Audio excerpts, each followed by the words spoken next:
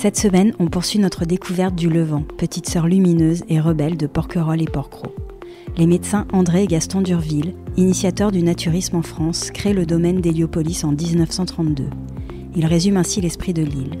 Héliopolis doit être une simple cité rustique où les amateurs de soleil viendront dans le calme d'une nature splendide, se reposer des fatigues de la civilisation artificielle des villes, en passant des vacances simples et saines, avec le seul luxe d'un idéal élevé et le seul souci d'une santé robuste. Tu vas voir, le Levant c'est différent, m'avait-on dit avant que je pose un pied ici. J'ai d'abord pensé à une jolie formule. Puis de ces jours en rencontre, j'ai pu approcher la singularité de ce lieu. Qui mieux que ses habitants pour lever le voile en douceur sur cette île minérale et solaire, décrite comme une terre de liberté et de tolérance. Cette semaine, je reçois Sonia Gandoin. Bonjour Sonia. Bonjour Ingrid.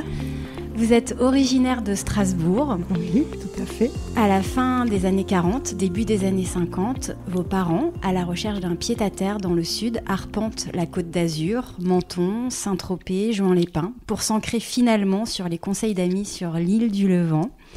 Vous découvrez l'île à l'âge de 6 ans, en 1953, qui devient le lieu de vos vacances estivales avec vos frères et sœurs, cousins, cousines, un lieu de vacances où toute la famille se retrouve. Vous vivez sur l'île désormais à l'année depuis 1998, ce qui représente, si on calcule bien, près de 70 ans de relations plus ou moins constantes avec le Levant. Pour commencer, Sonia, j'aimerais remonter le fil de votre parcours familial et personnel avec l'île. Est-ce que vous pouvez nous raconter comment vos parents découvrent cette île en 1950 et quelles sont leurs premières impressions s'ils vous les ont racontées ? C'est-à-dire qu'ils sont arrivés à l'improviste, en fait, parce que c'était pas prévu. Ils cherchaient à acheter une résidence secondaire dans le sud de la France. Oui. Et puis, ils ont rencontré des amis, je ne me rappelle plus bien si c'était à Saint-Raph ou à Menton, enfin dans ces eaux-là, qui ont dit, mais est-ce que vous, eux aussi, cherchez une résidence secondaire ? Et ils ont dit, est-ce que vous avez visité les îles ? Et puis, mon père a dit, non, mes parents ont dit non. C'est comme ça qu'ils sont venus visiter les îles d'Hyères. Et qu'ils ont atterri à l'île du Levant. Et puis ma maman ici, elle a trouvé ça tellement fantastique qu'ils ont décidé plus tard d'acheter ici, évidemment. À l'époque, il y avait très peu de maisons à vendre, surtout. C'est vrai. Et quel était leur lien au naturisme alors ? Mon père était déjà naturiste, et puis ma mère, qui était très très jeune, elle y a été tout de suite. D'accord. Par contre, elle ne pratiquait pas... Pas tout de suite, non. Enfin, tout de suite, si, en arrivant ici, oui. Ça lui a pas posé aucun problème. Mais avant cela, elle avait pas... Disons qu'elle était toute jeune, Elle avait 13 ans d'écart avec mon papa, elle était toute jeune, maman, quand elle a débarqué. Ça lui a plu tout de suite. Le lieu, l'ambiance, la nature, la mer. Tout, Et votre père, vous disiez, était déjà naturiste ? Mon père allait déjà dans les camps, plus ou moins naturistes, mais ça, moi, j'ai pas de souvenir. Je sais que papa, déjà, et puis maman, ils ont eu aucun problème, et nous encore moins, puisque nous étions des enfants. Bien sûr, oui, donc ça s'est fait assez naturellement. Avant d'acheter, il me semble que vous m'aviez dit, Sonia, qu'ils ont loué... Oui, ils ont loué au Rocher. C'est un peu plus bas, au Rocher, chez Madame Perel. D'accord. Vous étiez pas encore né à l'époque ? Non, on venait pas surtout. Vous veniez pas ? Mes parents nous ont amenés au Levant du moment où ils ont acquéri cette maison. D'accord, oui. Avant, ils venaient tout seuls au mois de juin. Et même au début, je pense qu'ils venaient un peu seuls au mois de juin. Et c'est seulement par la suite qu'ils nous ont amenés au Levant. D'accord. Donc... Moi, la première, puisque je suis l'aînée. Vous êtes l'aînée. Ma sœur, un peu plus tard, parce qu'elle ne supportait pas le voyage. Oui. Et mon frère n'était pas né. Oui. Il est né en 55, mon frère. D'accord. Donc il est arrivé à l'âge de 2 ans. D'accord. Donc première découverte pour vous en 53, vous avez 6 ans. Vous savez en quelle année ils achètent ? Vous m'avez dit que c'était l'ancienne épicerie, c'est ça ? C'était l'ancienne épicerie générale de l'huile avant la guerre, oui. Exactement. Il a des photos, Fred. Ouais. Oui. C'est la maison dans laquelle nous nous trouvons. Il n'y avait que cette maison, en fait. Oui. Il n'y avait pas l'autre maison à côté, il n'y avait pas les WC, il y avait une petite cabane en bois avec un WC en bois où on mettait les cendres. Oui. C'était très primitif, il n'y avait pas l'électricité, il n'y avait pas les terrasses, il n'y avait pas le grillage, il n'y avait rien. C'est mon grand-père, mes cousins, mon père qui sont venus faire les travaux ici. Donc on peut dire que c'est une très vieille maison levantine. Ouais, oui, mais une des premières maisons de l'époque de Durville. C'est une ancienne maison, oui, elle datait du temps des Durville. Elle datait du temps des Durville. Une des plus vieilles maisons de l'île, oui. Vos parents, ils connaissaient la région avant de souhaiter s'y installer? Ils connaissaient le sud de la France, mais pas spécial. Ils connaissaient pas le Levant, non. Non. Ils exerçaient quelle profession? Mes parents étaient commerçants et mon père a créé la première maison de tablier en France. La première appellation maison du tablier. En quelle année, vous savez? En 1946. En 1946. Parce qu'avant la guerre, il avait un grand restaurant. Il a vendu le restaurant et après la guerre, il a créé la maison du tablier en France. Donc la seule maison existante en France à l'époque, il faisait que ça. Et votre maman travaillait avec lui? Travaillait au magasin avec lui. Oui, alors j'imagine qu'ils ont eu une vie quand même professionnelle bien remplie, bien chargée, et que le Levant s'inscrivait vraiment comme un lieu de ressourcement dans leur... C'était ça. Tout à fait. C'était ça. Donc, on passait toutes les vacances scolaires ici avec maman et papa venait nous rejoindre 3 semaines qui fermait le magasin en fait. Donc vous découvrez l'île à l'âge de 6 ans. Quels souvenirs vous gardez de vos premières vacances sur l'île, premières années de vacances? Dépaysement total, hein. C'était pour nous. J'ai pas trop de souvenirs. J'ai plus de souvenirs à partir de 8, 9, 10 ans. Voilà. On venait d'une grande ville, très bourgeoise. On arrivait sur une île où on avait de la liberté. La première découverte, c'est la liberté qu'on n'avait pas chez nous, qu'on n'avait pas à Strasbourg, évidemment. C'était beaucoup plus strict qu'ici. Mon père, mes parents nous laissaient un peu plus de liberté. Donc pour nous, c'était quelque chose de magnifique, de fabuleux. Ouais. On avait quand même des horaires assez stricts quand mon père était là. Mais bon, nous sommes arrivés, nous allions à Rigoufred. Alors expliquez-moi. Rigoufred, c'est la plage qui est maintenant du côté Miloutaire. Ah d'accord, oui, c'était ouvert à l'époque. C'était ouvert à l'époque. On allait donc se baigner plutôt là-bas qu'à la plage des Grottes. C'est seulement par la suite que nous sommes allés à la plage des Grottes. Donc vous avez une expérience de ce domaine qui maintenant n'est plus accessible. Oui. Quels souvenirs vous gardez de ces endroits? C'était une petite plage de galets. Les souvenirs d'enfants petites, on a surtout la liberté, les copains qu'on s'est fait, les amis, et puis on ne voulait pas repartir. On avait une vie, on était libre. Vous passiez des longues vacances? Oui, on passait tout l'été ici, toutes les vacances scolaires. C'était difficile de repartir? C'était difficile de repartir. D'ailleurs, on ne voulait pas. On voulait aller à l'école ici, mais non. Ce qui fait que vous reveniez chaque vacances scolaires quand même. Chaque vacances scolaires. Oui. Donc, très rapidement, ça a été l'île vraiment un attachement. Oui, disons que maman ne voulait plus aller nulle part ailleurs. Oui. Donc nous, on était obligés de suivre. Oui, mais j'ai l'impression que c'était pas une contrainte pour vous non plus. C'était pas une contrainte. Mon enfant, je m'en souviens pas très bien, mais une fois que nous étions adolescentes, c'était même plus la peine de nous dire qu'on va passer des vacances ailleurs. C'était terminé, on ne voulait plus. C'était une évidence. C'était une évidence. De rester ici, de retrouver les amis de l'île. Vous vous êtes fait rapidement des amis? On était surtout amis avec les autochtones et les enfants de l'île, parce que nous, comme on restait sur une longue durée, on n'avait pas l'occasion trop de rencontrer les enfants de l'extérieur. Les touristes, on va dire. Oui. Donc nous, on fréquentait que les enfants de l'île à l'époque. Vous m'avez dit que c'est un lieu, et vous l'avez dit tout à l'heure, où votre grand-père aussi ont réalisé de nombreux travaux. Là, mon grand-père est venu surtout pour travailler hors saison, lui. Il n'est jamais venu en été. Il venait, mon père amenait mes cousins, mon grand-père, en octobre, novembre, pour toujours travailler.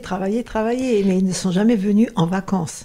Voilà, et donc ça, c'est quand même une particularité, parce que votre père, je crois, était de nature plutôt solitaire. Oui. Il aimait venir seul ici pour faire les travaux. Il aimait beaucoup s'occuper, parce que mon père nageait pas. Il n'aimait pas trop de soleil parce qu'il était clair de peau. Oui. Mais bon, lui, il venait l'été quand même.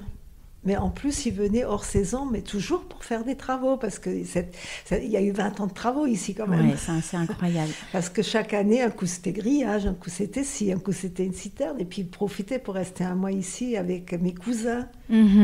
Mais du coup, il n'avait pas la même expérience insulaire que peut-être votre mère et vous. Non, parce qu'il ne restait pas en été aussi longtemps que nous. L'été, il venait, il repartait. Oui, pour le travail. Pour le magasin, oui. Voilà. Ouais, parce que vous m'aviez dit qu'à partir de 74-75, en dehors justement des périodes de travaux, il a même arrêté de venir et qu'il préférait voyager. Il y avait trop de monde. Trop de monde pour lui. Ça commençait à devenir trop touristique, trop de monde pour lui. Oui. Voilà. Nous, on avait grandi aussi. Oui. Il n'avait plus tellement d'emprise sur nous, donc on se disputait pas mal. Ah, bon. Parce que mon père était assez sévère quand même à l'époque. Et nous, on voulait sortir, comme tous les enfants. Bien sûr. De ville, le soir. C'était pas dans son optique de vie. Hein. Donc, vous veniez davantage avec vos frères et sœurs, votre maman? Avec maman, ouais. On restait plus longtemps avec maman. Ouais. Vous avez combien de frères et sœurs? J'ai une sœur et un frère. Une sœur et un frère qui sont aussi attachés que vous au Levant? Bien sûr. Oui. Qui vivent ici? Ah non, ils vivent pas ici. Ils vivent pas ici, mais ils reviennent? Mais moi, c'était un petit peu un concours de circonstances quand ils viennent, que mon mari est décédé, et que je me suis retrouvée un petit peu en difficulté financière, tout ça, au décès de mon mari, parce que j'étais jeune, je travaillais pas. Et donc le truc a été que cette maison, il venait l'occuper, il venait qu'en été, donc il venait qu'en été, donc moi je restais, moi je suis venue y vivre. Vous faites le choix de vous y installer en 98, je crois. Peut-être juste pour revenir un petit peu en arrière, comme vos parents, votre mari a adhéré à l'esprit du Levant aussi. Oui. Bah, la première année où je l'ai amené, j'ai essayé de l'amener hors saison, c'était plus pratique quand même, parce que je me suis dit, on va quand même pas tout de suite l'amener au mois d'août. On va y aller par étapes. Il est venu avec moi, c'était Pâques. Oui. Donc c'était encore relativement calme, et déjà là, tout le monde, bonjour Sonia, lui débarquait. Mais ça s'est relativement bien passé, le naturisme, aucun problème. Oui, il s'y est mis facilement. Aucun problème. Au milieu des années 90, vous quittez Strasbourg pour Cannes, où vous allez vivre pendant 4 ans avec votre mari. Il était tapissier. Il était tapissier décorateur. On avait un magasin à Pémenade. On vivait à Cannes et son magasin était à Pémenade. D'accord. Près de Grasse. Près de Grasse. Et moi, je passais toujours 3 mois ici par la suite aussi, parce que moi, je travaillais au Puce, mais je m'arrangeais toujours pour avoir des travaux pour partir 3 mois dans l'été. Moi, je passais de toute façon toujours 3 mois ici. Mon frère et mon frère aussi, 2 mois, puisqu'ils étaient enseignants. Donc, ils passaient leurs vacances scolaires ici, les vacances scolaires. Ma sœur un peu moins, parce qu'elle travaillait, donc elle restait 1 mois. Mais moi, je restais longtemps, toujours sur une longue durée, depuis toujours. Voilà, et pas forcément avec votre mari qui, lui, travaillait... Voilà, mon mari faisait aussi des allers-retours. Oui, voilà. D'accord. Donc vous avez toujours eu l'habitude quand même d'avoir un ancrage... Voilà, il restait 3 semaines, et moi, je restais quand même les 3 mois, les vacances scolaires de mon fils, à l'époque, qui était encore à l'école. Vous avez combien d'enfants, Sonia? Vous avez un fils qui, pareil, a cet amour du Levant aussi, bien sûr, tous les ans, ils étaient là 4 semaines, ses enfants aussi, les petits-enfants aussi, et j'ai même des arrière-petits-enfants qui ont débarqué cette année. Pour vous, c'est important de transmettre cet amour de l'île. Oui. Et sa femme à mon fils était aussi une vieille famille levantine. Donc c'est parfait. Il n'y a pas eu besoin d'adaptation. Pas du tout. Vous décidez en 98 de vous installer définitivement au Levant. On le comprend, dans un contexte peut-être difficile. Un contexte difficile, oui. C'est-à-dire que c'était pas un vœu... C'était pas un choix au départ. C'était pas un choix au départ. Non, parce que l'hiver ici, non, je ne voulais absolument pas trop, non. Et puis la maison n'était pas du tout équipée pour l'hiver. Donc comment se passe votre installation en 98 ? Est-ce que ça a été compliqué ? C'était un peu compliqué, oui, parce que je voulais pas rester l'hiver. J'essayais toujours d'avoir une solution ou de travail ou autre chose, parce que j'avais que 50 ans, pour pouvoir repartir vivre l'hiver ailleurs, mais ça c'était pas possible. Donc niveau argent, j'avais pas le choix, donc j'ai décidé de rapatrier toutes mes affaires que j'avais laissées dans un garde-meuble à Cannes, en fait. D'accord. Et de m'installer ici petit à petit. Mais j'ai quand même passé 2 ans dans une maison où il n'y avait rien. Mes affaires étaient restées au garde-meuble. Vous qui avez vécu dans des grandes villes assez urbaines, Strasbourg, Cannes, vous sautez le pas de la vie à l'année sur cette île, avec ce que ça comporte de limitations en termes de services. Oui. Alors, ça n'a pas été facile, je vous le dis. En ayant passé toujours 3-4 mois d'ici en été, où c'était une autre vie, parce que moi, je me rendais pas compte insulaire, ce que ça voulait dire. Vous viviez la vie douce. Je vivais la belle vie du Levant à la belle époque. En plus, on venait souvent encore à l'Ascension, des fois à Pâques, mais c'était toujours dans les belles périodes. Ça n'a jamais été le plein hiver. Ouais. Vous aviez quand même des connaissances qui vous ont permis de peut-être vous faire à cette vie sur l'île d'hiver. Ça a été le truc qui a été quand même assez facile, c'est que je connaissais tout le monde. Donc, quand on vient un peu hors saison, on se lie plus facilement avec les gens de Lille. Oui, ça s'est fait aussi. Ça s'est fait plus facilement que si j'avais été obligée de venir en ne connaissant personne. Bien sûr. Mais au début, j'étais quand même un peu perdue. Les courses, aller au lavande, j'étais un peu perdue quand même, j'avoue. Hein. Vous diriez que ça a pris combien de temps pour vous, faire ça à cette... Ça a pris très longtemps, mais ça a pris quelques mois, voilà. Et puis, je ne voulais pas, surtout. Je n'étais absolument pas équipée pour, pas de chauffage, pas la télé, pas... J'avais rien ici, j'étais équipée été. Sachant que les hivers peuvent être rudes. Oui, ici. Le premier hiver a même été très, très, très rude, très froid, on a même neigé. Mais je ne m'attendais pas à l'hiver comme ça. Puis l'ambiance aussi n'était pas pareille qu'en été. Bien sûr. Moi, je pensais être accueillie. Mais non, les gens de l'été, on n'avait rien à faire ici au départ. En fait, on n'était pas si bien accueillis que ça. Hein. Ils étaient entre eux. Et est-ce qu'ils observaient peut-être, est-ce que Sonia va tenir l'année? Oui, je ne sais pas, mais ça n'a pas été si facile, l'intégration d'hiver que je le pensais moi au départ. Oui. Et puis j'ai dû gérer aussi beaucoup de choses. J'ai dû gérer la mort de mon mari, que je ne touchais pas d'argent parce que le magasin existait toujours, même si je ne pouvais pas l'exploiter. Ça a été quand même très très très dur au début, voilà. Ensuite, comment vous trouvez votre équilibre? Qu'est-ce qui fait que vos journées vont devenir plus douces? Mon équilibre a été aussi que j'ai recommencé à vraiment renouer avec les gens de l'hiver que je côtoyais pas toujours forcément tous en été, certains oui, d'autres non. Et puis de fil en aiguille, il fallait bien que je me fasse une raison aussi, me dire voilà, il faut que je m'adapte, c'est comme ça. Et j'ai rapatrié toutes mes affaires ici et de pouvoir installer la maison un petit peu plus confortablement plus vivable pour moi pour l'hiver. Et à ce moment-là, ça a été déjà un plus, quoi. Oui. Et puis j'ai travaillé pour des gens de Lille qui étaient à l'époque sur l'île et qui m'ont aidé financièrement un petit peu, qui m'ont beaucoup aidé. C'est monsieur et madame Nico. Monsieur Nico est décédé, Mouette... Voilà, qui m'ont un peu aidé à... Vous avez travaillé dans quel domaine? J'ai travaillé chez eux, je leur aidais à la maison, voilà, et ça m'a un peu aidé à me remettre sur pied. Puis quand elle est là, je l'aide toujours encore, 25 ans après. Ah oui, d'accord. Voilà. Les liens sont restés. C'était déjà des amis au départ, et puis c'est resté des amis, et puis je vais toujours l'aider un peu l'été quand elle est là, voilà. Aujourd'hui, Sonia, à quoi ressemble une journée pour vous sur l'île? Ah ben maintenant, ma petite vie tranquillette. Hein. Voilà, moi l'été, c'est la mer. Là, on va descendre à la mer. Je crois qu'on dit qu'il y a le caillou de Sonia. Voilà, et puis l'hiver, je reçois les amis, on va manger les amis, c'est plutôt plus familial. L'hiver, je reçois des amis ici, on va manger chez les uns, chez les autres, ça se passe tranquillou, quoi. Vous avez un lien particulier à la mer? Ah ben moi j'adore la mer. J'ai toujours aimé l'eau, j'ai toujours aimé la mer. Et ma famille aime la mer. Mon fils qui est très sportif adore la mer aussi. Et toute ma famille, on aime l'eau, on aime la mer, oui, on aime la mer. Qu'est-ce que ça vous procure, Sonia, ce lien à la mer? Bien-être déjà. Là, moi, j'ai besoin de me baigner tous les jours, moi. Jusqu'à quand jusqu'à tant qu'on peut. Si on peut jusqu'à fin octobre. Après, évidemment, l'hiver, ça ne m'intéresse pas du fait d'aller me tremper pour avoir froid en ressortant, non. Le bien-être, d'avoir le soleil sur ma peau, le bien-être de se baigner, voilà. Jusqu'à fin octobre, et vous reprenez quand la saison des baignades? Dès qu'on peut. Ici, ça peut être début mai, ouais. Mais l'eau est froide jusqu'en plus chaude maintenant. Est-ce qu'il y a une saison que vous affectionnez particulièrement sur l'île?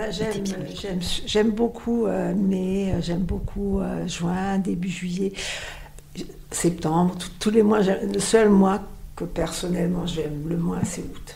C'est août, bien sûr, quand il y a la foule. C'est trop de tout pour moi. Quand j'étais jeune, évidemment, j'adorais le mois d'août. La fête. Ça, évidemment, on vivait dans un autre contexte. Maintenant, le mois d'août, s'il n'y avait pas ma famille... Ce serait difficile. Voilà. C'est ma famille qui est là au mois d'août et que, voilà... Donc, qui vous permet d'apprécier. Mais sinon... Vous quittez parfois un petit peu l'île ou... Oui, l'hiver, oui. Je m'en vais un peu à droite, à gauche, un peu chez mon fils, un peu chez ma sœur en Normandie, ma petite fille en Alsace. Ça vous fait du bien parfois de quitter cette île? Ouais, de voir ailleurs. Pour aimer vraiment le Levant, il faut partir un peu, voilà. Ah, c'est intéressant. Oui, oui, tout à fait. Moi, rester 12 mois sur 12, c'est dur quand même. Parce que quand vous partez pendant des longues périodes. Quand mon fils était basé au Mexique, je restais 4 mois. Oui. Et maintenant qu'il est à Madrid, j'essaie de rester 2 mois. Après, j'essaie de repartir un petit peu chez ma petite fille en Alsace, un peu chez ma soeur. Il faut un petit peu partir l'hiver, oui. Ouais, ça je sens que c'est pour pouvoir apprécier. On a beaucoup de plaisir à revenir parce que sinon c'est quand même une vie un peu dure l'hiver. Au-delà de vos traversées longues pour aller voir vos enfants, est-ce que vous avez un jour dans la semaine où vous traversez, pour faire les courses, faire les courses au Randou, et puis ça fait du bien de traverser une journée. Ouais. Vous avez pas de pied-à-terre en face? Non, Sonia. Oui. Et oui, parce que je crois que c'est quand même un confort. C'est un confort d'avoir un pied-à-terre. Ouais, quand il y a des soucis météo. Parce que là, on est quand même toujours sur le qui-vive avec l'heure des bateaux. C'est ça. Est-ce que vous avez un endroit que vous affectionnez tout particulièrement sur l'île, un endroit vraiment où vous êtes bien, votre endroit? Nous, on était beaucoup autrefois, c'était le bain de Diane. Oui. Et le bain de Diane, on l'a déserté quand ils ont fait la dalle du port, du fait que nous devions de plus en plus nombreux. Oui. Donc on a émigré sur la dalle. Et j'y suis toujours. Et vous y êtes toujours, c'est ça, c'est votre rendez-vous sur votre rocher. À quelle heure on vous trouve sur votre rocher, Sonia? À partir de l'après-midi. En fait.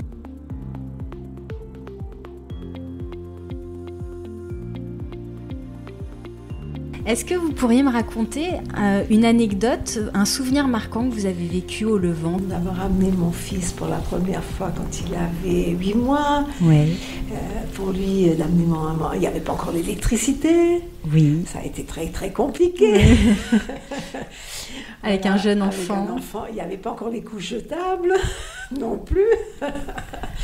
C'était très compliqué, mais ça, c'est un beau souvenir de l'avoir amené la première fois sur l'île avec lui faire découvrir ça, même si lui, il n'a pas de souvenir de cette année-là, parce que... Mais sûrement que ça a laissé une empreinte pour lui. Après, pareil pour ma petite fille, elle est arrivée, elle avait 6 mois, elle. On sent quand même que cette dimension de transmission est très importante pour vous, Sonia. Oui, je suis bien contente que mes enfants aiment toujours revenir, mes petits-enfants aussi, et puis même mon arrière-petite-fille qui a 4 ans, elle m'a dit « moi je veux revenir à Mamé ». Ah. Les médecins André et Gaston Durville, initiateurs du naturisme en France, résument un petit peu l'esprit de l'île dans cet extrait du cahier des charges du syndicat d'administration d'Héliopolis en disant « Héliopolis doit être dans l'esprit de ses fondateurs une simple cité rustique où les amateurs de soleil viendront dans le calme d'une nature splendide, se reposer des fatigues de la civilisation artificielle des villes en passant des vacances simples et saines, avec le seul luxe d'un idéal élevé et le seul souci d'une santé robuste. » Est-ce que cette vision, pour vous, a toujours cours aujourd'hui? Est-ce que cet esprit originel du naturisme perdure? Non. Alors, pourquoi vous dites non, Sonia? Je pense que non, moi, parce que ça a évolué. L'électricité, forcément, elle fait évoluer... a tout fait évoluer, d'accord. Ouais. La dimension rustique, elle est plus là pour vous? La dimension rustique, elle est plus là, non, déjà. Non. La perte des campings, la perte de beaucoup de choses, c'était quand même des gens plus simples qui venaient. Maintenant, les gens qui viennent au Levant, ils veulent vivre comme chez eux, en fait. Ils veulent le confort. Le confort, ils veulent la télé, ils veulent la piscine, Internet, forcément. Et ils veulent tout maintenant, ils viennent ici pour vivre chez eux. Bon, ça ne veut pas dire qu'ils n'apprécient pas l'île dans leurs idées à eux, puisqu'ils n'ont pas connu avant. Qu'est-ce que vous regrettez dans le Levant de votre enfance? Moi, je regrette beaucoup la convivialité, parce qu'elle a quand même enlevé beaucoup de convivialité du fait que les gens s'invitent beaucoup chez eux. Ils ont tout maintenant chez eux, ils sortent moins. Ça s'est quand même un petit peu perdu sur la place du village. La vie en communauté, vous trouvez qu'il y a moins de... Je trouve, moi, personnellement, qu'avant, les gens passaient, ils rentraient dans les maisons, voilà, c'était différent. Mais ça ne pourrait plus être comme ça, de toute façon, les gens ont évolué, c'est plus du tout les mêmes personnes. Il y a eu un changement. Le monde a évolué, l'électricité a fait évoluer l'île. Puis il y a eu une évolution, oui, et puis peut-être une évolution aussi dans la population levantine. Oui, bien sûr. Bien sûr. Que vous constatez, oui, bien sûr. Oui. Bon, il reste encore des gens qui pensent comme moi, d'ailleurs, qui aimeraient... Mais bon, on ne peut pas vivre dans le passé. Hein.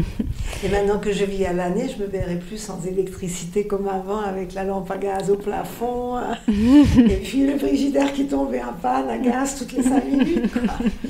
Oui, je comprends. Est-ce que vous pourriez expliquer, peut-être pour les gens qui n'ont pas l'habitude de la pratique du naturisme, ce plaisir plaisir de vivre nu, même si je sais bien que le naturisme, ce n'est pas que la nudité, mais est-ce que vous pourriez expliquer ce plaisir de vivre nu? C'est un art de vivre. Ouais. Ce n'est pas c'est pas seulement le fait de se promener nu, c'est un art de vivre. On a la mentalité qui va avec aussi.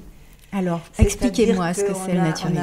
On a cette âme de ce bien-être, de se baigner nu. On n'est pas forcément de se balader nu matin, midi et soir, non plus, pas exhibitionniste, mais le naturisme, c'est magnifique, quoi. Et c'est une autre façon de penser. Alors, expliquez-moi, qu'est-ce que vous entendez par là? Moi, j'adore ça, quoi. Je veux dire, rien que de fait de pouvoir sortir de chez moi et toute nue. Il y a une liberté. C'est une liberté de corps et d'esprit, oui, moi je pense, oui. D'esprit aussi d'ailleurs, parce qu'il faut avoir l'esprit pour être naturiste aussi. C'est une façon de penser, de vivre, de voir les choses. Est-ce que vous diriez que vivre au Levant, ça change la façon de voir le monde, non, parce les que autres? Nous, on l'a déjà eu avant. Moi, je l'ai déjà eu avant de vivre au Levant, cet esprit, quand même, de venir en vacances. Déjà, c'était magnifique. Oui, parce que vous l'avez vécu petite, donc ça a été une expérience tout à fait naturelle pour vous. Parce que justement, Suzanne Zeiser, que vous avez certaines, Suzanne, que vous avez connue, oui, c'est vrai. Oui. Elle venait alsacienne. Mulhousienne, Strasbourg. Donc, qui était ancienne directrice de l'école. Elle ça. disait, la nudité était pratiquée par tous. Dans les têtes, il fallait qu'elle chemine cette évidence. Alors vous l'avez vécu en étant petite, mais elle explique. Si on sait être nu, on sait être libre, être soi-même et se contenter d'apparaître comme celui qu'on est vraiment. Oui. Le goût pour la nudité ne vient pas comme ça, il n'est pas un retour inné à notre forme originelle. Est-ce que vous êtes d'accord avec ce rapport à la nudité et au cheminement que la pratique naturisme peut demander à certaines personnes? Oui, je suis d'accord avec ce qu'a dit Suzanne, oui, tout à fait, oui. Est-ce que vous avez, côtoyé des personnes qui... Mais moi, j'ai amené beaucoup d'amis de Strasbourg qui n'avaient jamais fait de naturisme. Il y en a, ça s'est passé vite, il y en a plus lentement, et puis il y en a pas du tout. Pas du tout. Qui ne voulaient pas revenir, non. C'est vrai, non, ouais. Non, qui n'ont pas compris l'histoire, l'âme du Levant, quoi. Et aux personnes qui peut-être ont réussi à être convaincues, ont pu expérimenter, qui sont revenues? Oui, j'ai beaucoup d'amis qui sont revenus. Après, la vie a fait que, étant donné que je les ai amenés surtout jeunes, la vie a fait qu'ils ont construit leur vie, des familles, du travail, et puis de petit à petit, il y en a qui ne sont pas revenus, mais il y en a beaucoup qui sont revenus de mes amis, de jeunesse, oui, bien sûr. Et qu'il y en a encore qui reviennent, d'ailleurs. Oui, donc vous avez, alors le terme est peut-être un peu fort, mais converti certaines personnes au naturisme. Non, c'est pas besoin de les convertir. Ça se fait naturellement. Toute l'année, on leur parlait que de notre île, oui. à Strasbourg. Oui. On rêvait que de ça, on parlait que de ça. Déjà, on leur avait mis une tête pleine de cette île et ils avaient vraiment envie de venir voir par leurs yeux et découvrir, quoi. Est-ce que vous avez lu le livre de Sophie Fontanelle, Capitale de la douceur? Non. Alors, en fait, vous en avez entendu parler ou pas? Non. En fait, c'est donc une ancienne journaliste qui est écrivaine, qui est venue passer un séjour ici, donc avec Jean-Pierre Blanc notamment, qui est le héros principal du livre. Et en fait, elle raconte comment elle s'est mise à nu, au sens propre comme au sens figuré, et comment elle a pu faire l'expérience d'une certaine forme de réconciliation avec son corps. En fait, elle revient en douceur sur les violences qu'elle a pu subir. Elle a subi un viol quand elle était jeune fille, adolescente.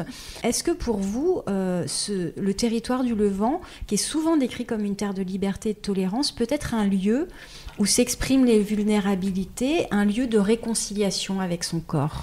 Oui, certainement. Pour certaines personnes, ça doit être le cas, parce qu'on a quand même connu des gens qui ont subi des ablations de seins, par exemple, qui sont continués à revenir au Levant, malgré tout. Et des gens quand même qui ne vivent que par le physique, qui viennent aussi pour se ressourcer, et montrer leur corps tel qu'il est, en fait, sans préjugés, quoi. Sans dire, voilà, le Levant n'est pas fait pour faire des concours de beauté, hein, c'est pour vivre naturellement avec son corps, et qu'on soit jeune ou âgé. Moi, j'ai vécu ma jeunesse ici, évidemment. Maintenant, je suis ridée, je suis plus comme avant. Il faut le dire, hein, ça m'empêche pas de me promener toute nue. Hein. Oui, ce rapport au corps. Il faut accepter après aussi de vieillir et de s'accepter encore son corps comme il est. Je pense que c'est aussi un travail à faire sur soi-même des fois. C'est pas toujours évident non plus quand on a vécu jeune et qu'on se retrouve âgé sur la même île. Bien sûr. C'est pas comme des gens âgés qui arrivent, que les autres les ont pas vus jeunes. Les autres les ont pas vus jeunes, mais nous, tout le monde nous a connus jeunes. Et est-ce que c'est très intéressant ce que vous dites là, Sonia. Oui, donc moi personnellement, ça ne pose aucun problème, malgré maintenant que je suis plus comme j'étais avant, de continuer à me promener toute nue. Hein. Et est-ce que vous diriez que justement l'île aide à vieillir de façon plus paisible? Oui, je pense. Oui. Je pense que de vivre ici, oui, je pense. Oui. Et je pense aussi d'avoir la forme physique que j'ai encore, ça m'aide aussi beaucoup. Probablement, oui. De vivre ici. Ce contact avec l'eau, la mer et la nature. Le soleil, et puis de dire qu'ici personne ne le regarde, voilà. Oui, on dit d'ailleurs dans la philosophie naturiste qu'il y a ce respect de soi et des autres. Voilà, c'est ça. Nous, on s'en fiche, on voit pas les gens, on voit les gens en tant que personne. On oublie à un moment donné que les gens sont nus. Bien sûr. Je serais incapable de vous dire comment est cette personne. Pourtant, je les côtoie tous les jours, mais on ne défigure pas les gens. Oui. On ne regarde pas les gens toute la journée. On les voit, voilà, on parle avec eux, on voit une personne, quoi. Bien sûr. On n'est pas là à observer peut-être les gens qui viennent ici que pour ça, mais nous, on n'observe pas, on voit pas.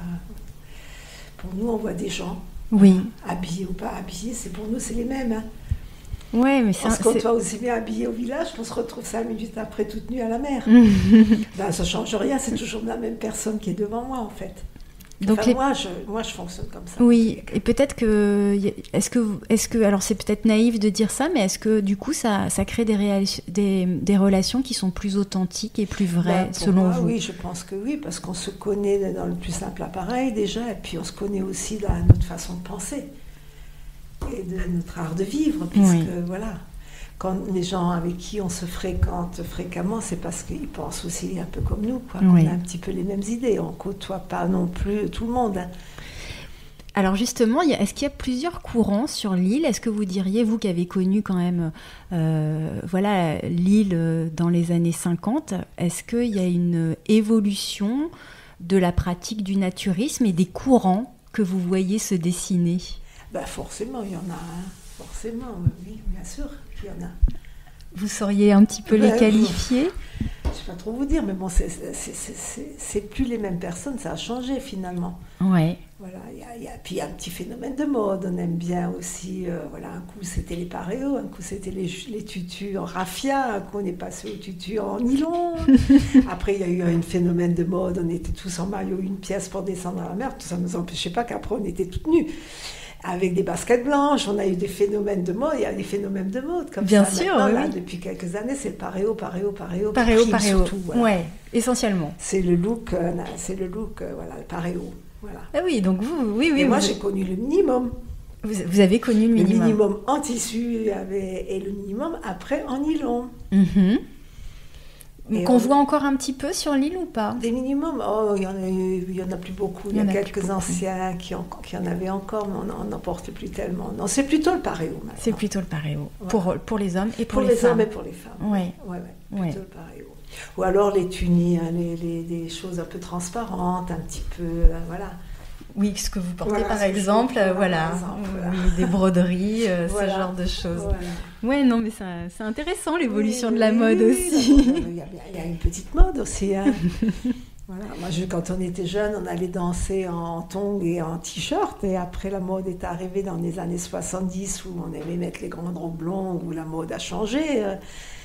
Et j'ai entendu dire que dans les années 50-60, la nudité était mise en bord de mer, mais qu'ensuite les gens s'habillaient plutôt. Est-ce que vous avez constaté ça? Non, je trouve que les gens étaient plus nus. Les femmes étaient toujours seins nus, de toute façon, avec un minimum, une jupette ou un vous petit trouvez qu'il y avait plus de nudité? Il y avait plus de nudité au village, oui. Que maintenant? Oui. Là, au mois d'août, il y a encore beaucoup de gens qui se promènent tout nus. Oui. Il y a encore une certaine catégorie qui se promène beaucoup tout nus aussi. Mais c'est vrai qu'il y a beaucoup quand même des gens qui se mettent, qui sont un peu plus habillés qu'avant. Ah, alors c'est intéressant parce qu'il y en a qui voient les choses autrement. Ah ben non, moi je trouve qu'avant, tout le monde était, même au village, même à la boulangerie, la boulangère, elle servait seins nus. C'est vrai? Mais par exemple. Oui. Entre autres, il y en a d'autres, mais voilà, donc c'était c'était différent. Ouais, plus de nudité. Alors, pour vous. Maintenant, ils se promènent tout nus. Nous, on avait toujours un cache-sexe. C'est ça que je voulais dire. Voilà. C'est que souvent, quand on avait toujours au moins un bas de quelque chose. Un petit cache-sexe, un bas de maillot, un petit paréo, une petite jupette en raffia, peu importe, on avait toujours un bas de quelque chose. D'accord. Mais les femmes se promenaient volontiers toutes seins nus. Seins nus, oui. Voilà. Ouais. Ah non, mais c'est intéressant. Sur la vie insulaire, Sonia, on dit souvent qu'elle fascine autant qu'elle peut effrayer. Qu'est-ce qui fait, selon vous, sa particularité ? On a le calme, on vit en dehors un peu de la réalité de la vie, il faut le dire. Ouais, vous en avez conscience de ça. On a conscience qu'on vit en dehors de la réalité de la vie, et puis que tant d'autres, il faut atterrir et dire que la vie, elle est quand même, c'est pas toujours que tout rose, et qu'il se passe des choses dans le monde, et qu'il faut... C'est brutal parfois le retour en ville, quand vous allez par exemple séjourner dans vos familles. Au bout de 3 mois, quand je rentrais, c'était assez brutal la vie. Maintenant, avec la télé, on est moins isolé qu'avant quand même. Avant, on n'avait pas la télé non plus, donc on était encore plus... coupé du monde. Voilà. Ouais. Que maintenant, quand même, on regarde la télé, on regarde les infos, on est moins coupé du monde qu'avant. À part une petite radio portative à pile. Bon, donc ce retrait, cette façon de vivre coupée du monde, est-ce qu'il y a quelque chose aussi, vous parliez alors de cette vie en communauté que vous avez pu expérimenter peut-être de façon un peu plus forte quand l'électricité n'était pas là, parce que les gens allaient moi, je n'ai pas vécu l'année quand l'électricité n'était pas là. Comment je suis arrivée, il y avait l'électricité. Mais il y avait quand même plus de vie en communauté à l'époque, vous trouvez ? Oui, bien sûr. Avec l'électricité, ça a changé beaucoup de choses. Oui. Voilà. Mais j'ai les souvenirs des amis qui nous racontaient comment elles vivaient avant l'électricité. Moi, je ne sais pas si j'aurais pu le faire. Ça ne devait pas être évident quand même, l'hiver. Qu'est-ce qu'on vous a raconté, qui vous a marqué ? Il y avait les bougies, les lampes à gaz, pas de télé, pas de... je pense qu'ils avaient une vie plus conviviale par contre. Oui. D'après ce que j'entendais, ils jouaient aux cartes, ils se réunissaient, ils faisaient d'autres choses. Peut-être que ça s'est un peu perdu. Que nous, maintenant, chez soi, on est bien. Est-ce qu'il y a quand même une forme de solidarité insulaire ? De l'entraide ? Oui, ça y a, oui. Dès qu'il y a quelque chose, les gens, quand même. Se soutiennent, peut-être pour les courses. Nous ne sommes pas très nombreux. Il faut créer cette solidarité. Ce serait très triste sinon, je pense. Oui. Il y a beaucoup de personnes âgées ou pas sur l'île ? Il y a beaucoup de personnes âgées beaucoup de personnes âgées qui sont en train de partir. Il y a un petit peu des plus jeunes qui rachètent les maisons, donc ils auront moins de difficultés peut-être par la suite. Mais c'est vrai que l'île était très vieillissante pendant longtemps. Et pour les services de soins, c'est compliqué. Il faut partir. Il y a les pompiers. Et les pompiers. Les pompiers, qui viennent à notre secours tout de suite. Oui. Il y a en effet cette identité militaire qui est très présente sur l'île. Comment vous vivez cette cohabitation ? Moi, ça me va très bien. Je pense que s'ils n'étaient pas là, ça fait longtemps que ça aurait été envahi par des promoteurs ou Dieu sait quoi. C'est une forme de protection ? C'est une petite protection, je pense. Vous avez l'occasion de retourner ? Moi, j'y suis retournée souvent jeune, parce qu'avant, le phare n'était pas automatisé, et donc le gardien du phare, on connaissait les enfants, on pouvait encore y accéder plus facilement que maintenant. Oui. Moi, j'ai passé des vacances au phare, par contre. Ah, c'est vrai ? Liliane, son mari était gardien du phare, donc j'étais adolescente. Qu'est-ce que vous gardez comme souvenir de... C'était magnifique là-bas. On vivait dans la maison qui est maintenant fermée, complètement barricadée. Et on allait se baigner en bas, au phare, dans la petite crique. C'était magnifique. Mais bon, j'avais 16 ans. Mais bon, ça doit quand même faire des souvenirs. Voilà. C'est loin d'ici ou pas ? 4 kilomètres quand même. 4-5 kilomètres. Et c'est complètement isolé. Il y avait il y a le phare, et non, il y avait le petit village, le village militaire un peu avant. Oui. Le village était déjà là. D'accord. Mais avec le gardien du phare qui venait qui venait nous êcher, il y avait des enfants ou des adolescents qui venaient jouer avec leurs enfants. Oui, moi j'y suis allée. Oui. Vous y êtes allée. Vous êtes retournée là. Il y a des visites qui sont organisées pendant. Oui, je suis allée des fois visiter. Oui, retourner comme ça, visiter. Oui. Au cimetière aussi. Oui, vous avez des gens que vous connaissez. Non, moi j'ai mon mari, il est à la galère. Et moi j'ai mis les cendres à l'eau de mon mari à la galère. Oui, beaucoup de gens que je connais qui sont enterrés là-bas. Bien sûr, des amis qu'on a connus. Oui. Est-ce qu'il y a parfois une petite frustration que ce territoire ne soit plus ouvert, vous qui l'avez connu ?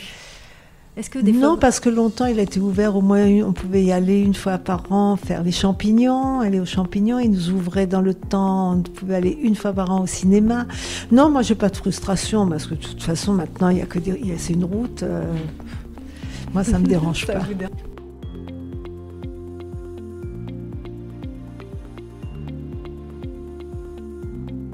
Est-ce que vous connaissez les îles de Porquerolles et Oui, Porquerolles oui. bien? Non, Non. Porquerolles mieux, Porquerolles, on y allait une fois par an. À l'époque, quand on avait des bateaux, manger une fois par an là-bas, c'est tout. D'accord. Et Porquerolles, Porquerolles un peu plus, oui, mais bon... vous y allez de temps en temps ou plus Bon, trop? De temps en temps. De temps en temps. Voilà. Bon, donc en tout cas, vous les connaissez, vous Oui, les je avez connais les arpentées. îles. Oui, oui. Est-ce que vous sauriez les qualifier, chacune d'elles, si vous deviez trouver un adjectif pour qualifier le Levant, Porquerolles et Porquerolles? Qu'est-ce que vous diriez? Porquerolles, c'est surtout pour faire des belles balades. Oui. Porquerolles, c'est beaucoup plus agité, on va dire. Il y a beaucoup de monde. Mais bon, les trois îles sont belles. Chacune a sa spécificité, je pense. Oui. Le Levant, qu'est-ce que vous diriez? Le Levant, évidemment, je vais dire que j'aime juste le Levant. Mais bon, les autres îles sont belles aussi, il faut le dire. Mm-hmm. J'irai pas y vivre.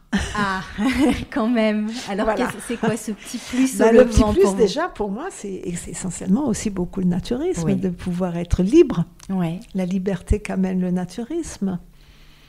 Moi, j'aime mon île. Hein. Ouais, vous aimez votre île. Oui. Ouais. Ça n'empêche pas que les deux autres sont des belles îles aussi, et qu'on a des amis à Porquerolles aussi, qu'on aime beaucoup.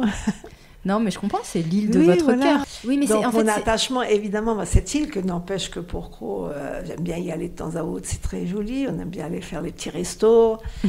Porquerolles, bon, je la connais moins, on y allait une fois par an. Il faut y aller en dehors de l'été. Il faut y aller en dehors de la saison. Mes Mes enfants étaient cet été pour aller voir l'expo. La Fondation Carmignac. Voilà. Oui.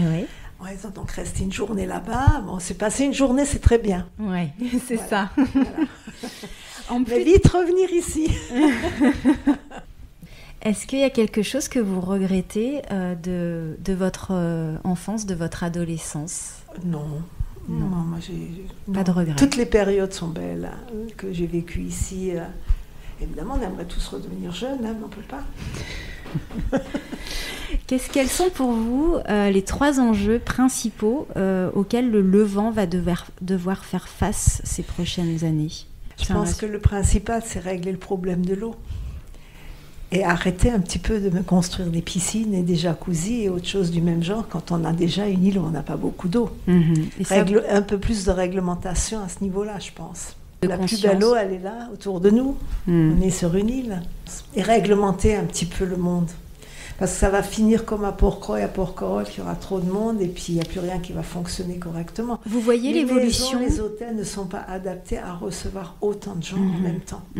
Vous voyez, vous, une évolution vraiment de la fréquentation? Ah oui, ouais, surtout au mois d'août. Trop. Moi, je trouve qu'il y a trop de gens en même temps, personnellement.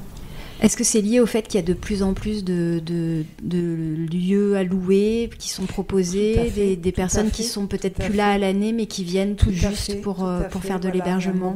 Beaucoup plus de logeurs qu'avant, voilà, et je trouve que ça amène trop de monde sur la même période, on va dire. Ce serait plus étalé, ce serait plus facile. Et oui. Moi, je pense qu'avec le problème de l'eau, c'est impératif que... Il y a eu des problèmes importants, justement, liés à cette fréquentation et au problème de l'eau. Est-ce qu'il y a eu des coupures d'eau, en fait On a eu quelques jours. Moi, je ne l'ai pas trop ressenti. Tu l'as ressenti, toi? Donc, Babette, vous êtes la postière, vous nous avez rejoint au cours de l'entretien. Oui, pour compléter peut-être les propos de Sonia sur ce souci de l'eau. Elle a tout à fait raison. Et donc, nous, on est alimentés par un château d'eau. On commande de l'eau au syndicat qui nous livre de l'eau. Donc, tout l'hiver, on n'a pas de souci. Quand il pleut, nos citernes se remplissent avec la pluie. Donc, comme il ne pleut pas, voilà. Et l'été, du coup, comme le forage ne donne plus assez d'eau, on est restreint. Donc, ils nous restreignent, par exemple, à 2 mètres cubes d'eau par semaine. Donc, nous, ça va, les logements, mais tout ce qui est les établissements avec de la location, c'est très compliqué pour eux. Oui, là, ils passent le linge, ce qui est bien, ils passent le linge sur le continent pour faire le laver. Oui. Voilà, faut faire attention à tout, quoi, Oui. aux douches qu'ils prennent. Donc, on est toujours, quand il y a un client, leur dire faites attention à l'eau. Il y a des actions de sensibilisation qui sont menées, faire attention, les chasses d'eau, les douches, les récupérer. Mais c'est pas évident, parce que quand vous avez des hôtels où vous payez 200 € la nuit, le client, vous avez beau lui dire prenez pas de douche, à 200 € la nuit, il va prendre le nombre de douches qu'il veut. Je comprends. Donc c'est compliqué, quoi. Merci pour ce complément. Il me reste 2 questions, Sonia. Après, je vous laisse rejoindre votre bord de mer. Quelle est votre définition du Levantin ? Est-ce qu'il y a quand même quelque chose peut-être de commun pour aux gens moi, les Levantins, c'est des gens qui ont l'âme aussi, qui sont pas là juste pour se promener tout nus, mais qui aiment le Levant pour ce qu'elle peut apporter de bénéfique aussi à la santé. De vivre dans cette île l'hiver, surtout, nous, on est toujours au calme, on subit un peu le bruit l'été, mais sinon, en règle générale, on a quand même une vie sereine. Mm-hmm. Bon, on a nos soucis aussi, du fait que le bateau, on lave 2 fois par semaine, on a nos rendez-vous dentaires, les courses. Donc, qu'il pleuve, qu'il neige ou qu'il vente, il faut traverser. Et oui, c'est la rançon de cette paix et de ce calme. Sinon, voilà, en gros. Donc, c'est ce goût pour l'insularité et ce contact avec la nature privilégié, peut-être. On est privilégié, il faut le dire. Quand vous êtes loin de l'île, Sonia, que vous pensez au Levant, quelle est la première image qui vous vient à l'esprit ? Déjà de retrouver ma maison, qu'elle est encore intacte, de retrouver mes amis et de retrouver l'île. Quand on s'absente un petit moment, on est content de revenir. Mais il faut s'absenter pour la réapprécier à sa juste valeur, parce que si on est là 12 mois sur 12, on ne peut pas l'apprécier vraiment. Ouais. C'est pas vrai, parce que moi je dis que si on ne part pas, on ne peut pas. C'est important. C'est important, voilà, de quitter le Levant pour se dire « Ah, je suis contente de rentrer, retrouver l'île, retrouver la tranquillité, retrouver les amis de l'hiver, etc. etc. » Voilà. Moi, je pense qu'il faut partir un peu pour vraiment aimer cette île à fond. Si l'île était un son particulier pour vous, un son de l'île qui évoque... c'est les cigales. C'est les cigales. Ah, ça, c'est ce qui revient toujours. Ah, c'est les cigales. Qui sont un petit peu plus silencieuses. Pour moi, la cigale, c'est l'été qui arrive. Malheureusement, c'est aussi l'été qui se termine. Ouais. Après, on a les petits oiseaux. Oui. Voilà, c'est ça. Une odeur peut-être pour terminer, Sonia ? Oui, l'odeur de l'eucalyptus quand on passe dans les chemins. Oui. L'île, elle sent différemment en hiver. C'est ça que moi, je ressens. Merci beaucoup, Sonia. Merci infiniment. Merci, Chris, à toi. Merci à Sonia pour son regard sur le Levant. Pour retrouver toutes les notes de l'épisode, rendez-vous sur fragileporquerolles.com. Si ce n'est pas déjà fait, vous pouvez toujours vous abonner au podcast Fragile sur Apple Podcasts, Deezer, Spotify ou toute autre plateforme d'écoute. Cela vous permettra d'être notifié des nouveaux épisodes tous les 15 jours. Et si cet épisode vous a plu, vous pouvez mettre 5 étoiles sur Spotify et toujours laisser 5 étoiles aussi sur Apple Podcasts avec un petit commentaire. C'est la meilleure manière de soutenir ce podcast et ça me fait toujours très très plaisir de vous lire. On se retrouve très vite. À bientôt.